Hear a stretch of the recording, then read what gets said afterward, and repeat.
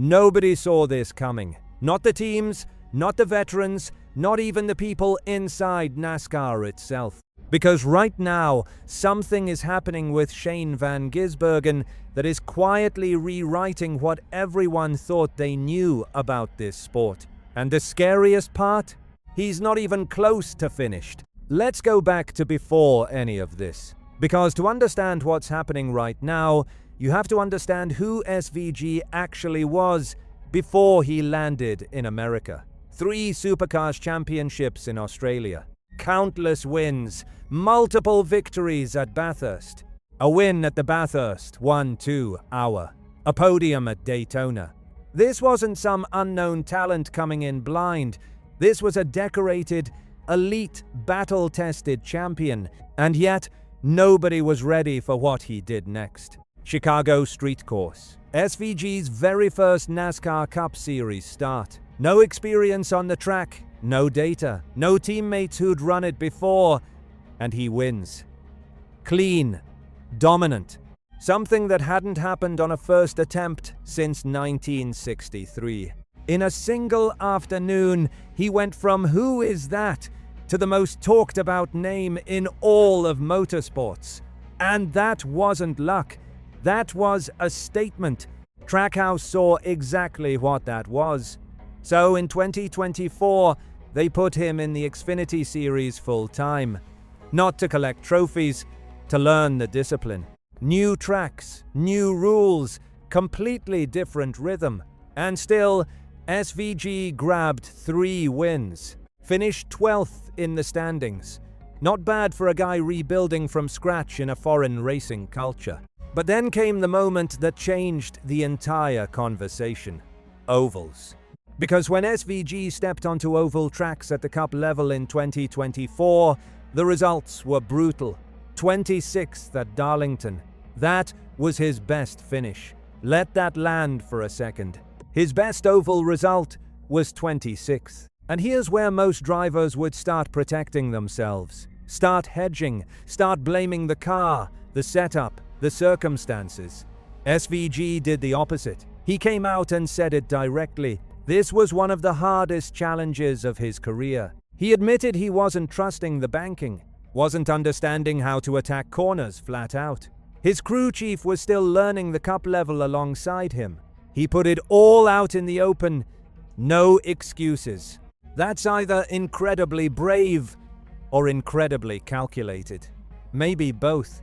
So heading into 2025, everything was stacked on the table. Full-time Cup Series run, driving the number 88 for Trackhouse. And on road courses, he was a different species. 5 wins in 6 races. Mexico City by over 16 seconds. Back-to-back at Chicago. Sonoma, where he led 97 laps. Watkins Glen, Charlotte Roval. 5 wins by just his 38th Cup start. The last driver to reach 5 wins that fast. Go look it up. It's a name from a completely different era of this sport. But the ovals? Still bleeding. 31st at Phoenix, 34th at Las Vegas, 32nd at Homestead.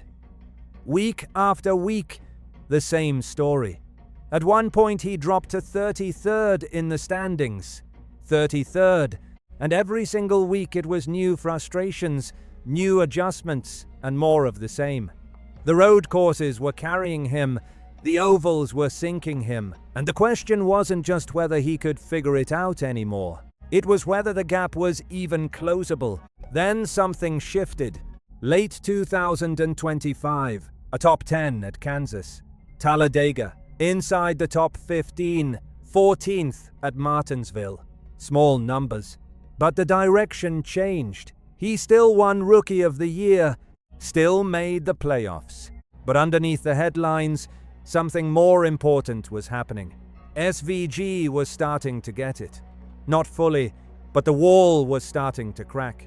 Now fast forward to 2026, 7 races in, and this is where you have to stop and really pay attention, because the story isn't the same anymore. Daytona 500. Qualified 13th, led laps, ran inside the top 10 before contact in a wreck ended his day. Finished 30th. Bad result, but the pace was real, undeniable. Atlanta, his best oval finish in Cup racing ever. 6th place. And here's the detail that changes how you see that result entirely. He went through the grass twice. 2 separate moments where most drivers lose everything. He still came home 6th. That finish alone launched him from 28th to 16th in the standings in a single weekend. Then Cota, 2nd place, just missing the win. Phoenix spins twice, finishes 11th. Las Vegas, damage before lap 1 is even finished, finishes last. Darlington, 14th. Martinsville ran top 10 all race, collected stage points, ran 2nd at one point. He now sits 14th in the standings. Not spectacular, but steady, and sitting right on the playoff cut line. And then NASCAR released the advanced analytics over the Easter break. And this is what nobody was expecting. According to the numbers, SVG is no longer just surviving on ovals. He is trending in a way that should genuinely worry the rest of this field. Above average on drafting tracks, above average on short tracks, and on traditional ovals, still slightly below the median, but closing at a rate that is hard to ignore when you see it charted. The trajectory isn't slow, it's steep. And it's not just data, it's what other drivers are saying publicly, which is even more telling. Because drivers don't hand out compliments in this sport, not real ones. Denny Hamlin says elite drivers always find a way to adapt, and SVG is doing exactly that. Chase Elliott says he isn't surprised at all.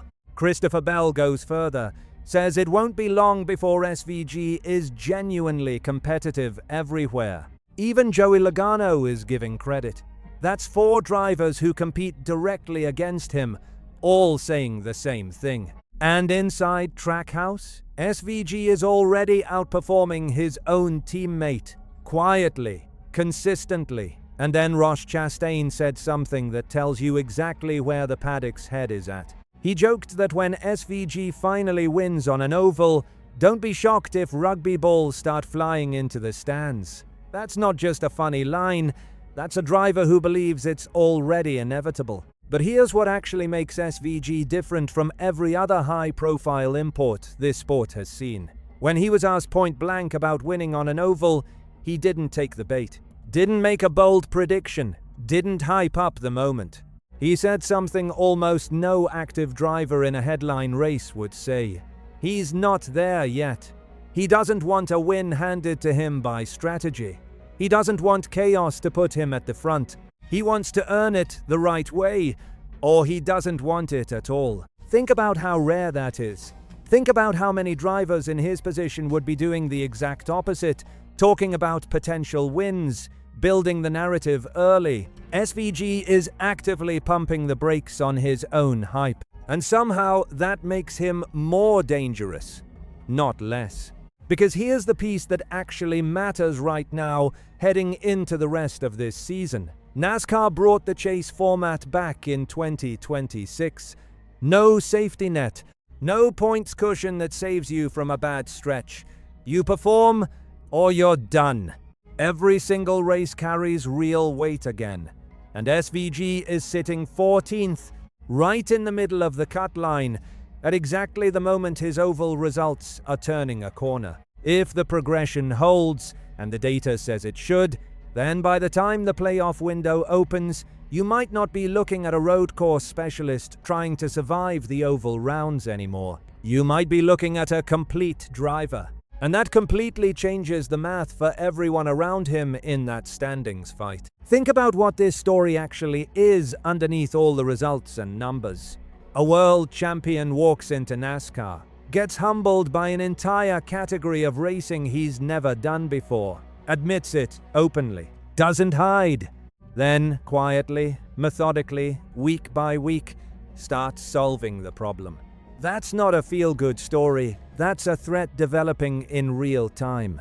And the part most people aren't saying out loud yet, the road courses aren't going anywhere. He's still elite there. So every oval result that improves doesn't just help his standing, it takes away the one weakness everyone was banking on. The teams that game planned around him struggling on ovals are now having to rethink that entirely. Right now, SVG isn't a championship contender yet.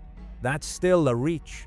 But by mid-season, if the oval trajectory continues the way the advanced stats are pointing, he becomes the driver nobody wants to be sitting next to when the playoffs start. Because you know he's going to win road courses, and you can no longer count on him handing points back on ovals.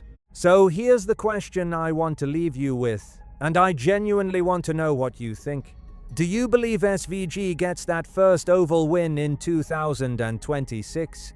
Or is there still a ceiling on how far he can actually go without more time?